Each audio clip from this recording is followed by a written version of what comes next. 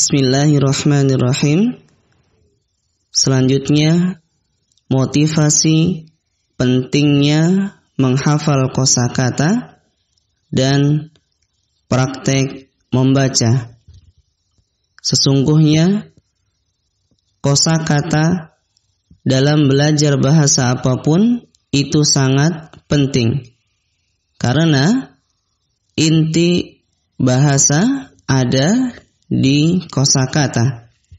Sehebat apapun kita menguasai kaidah atau tata bahasa yang dalam bahasa Arab, misalnya menguasai kitab-kitab kaidah seperti Alfiyah, kemudian Jami'ud Durus atau Mulakhas atau kitab Jurumiyah dan kitab-kitab yang lainnya.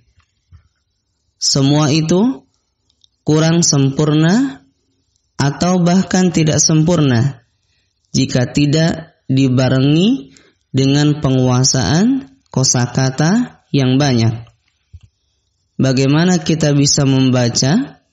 Bagaimana kita bisa menerjemah sementara kosakata jarang kita hafalkan?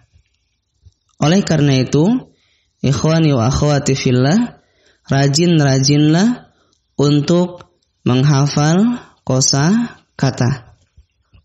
Selanjutnya, karena tujuan kita adalah untuk bisa praktek membaca dan menerjemah kitab Arab, khususnya yang tanpa harokat, maka kita wajib untuk sering praktek membaca kitab.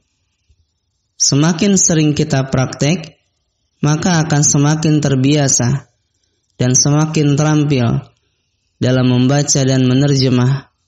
Pepatah mengatakan, bisa karena terbiasa.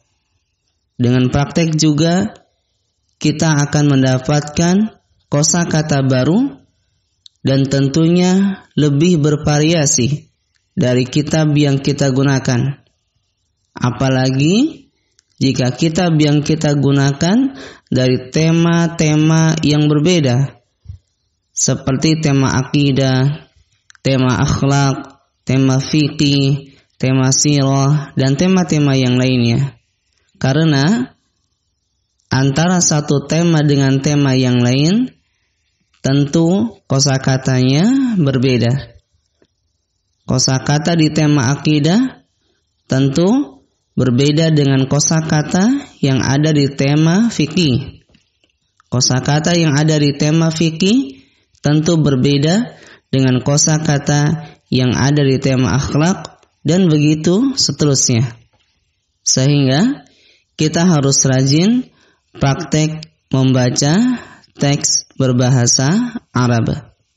Dan sejauh yang saya amati, yang saya teliti, untuk membaca teks Arab tanpa harokat, insya Allah itu lebih mudah dibandingkan dengan menyusun kalimat bahasa Arab.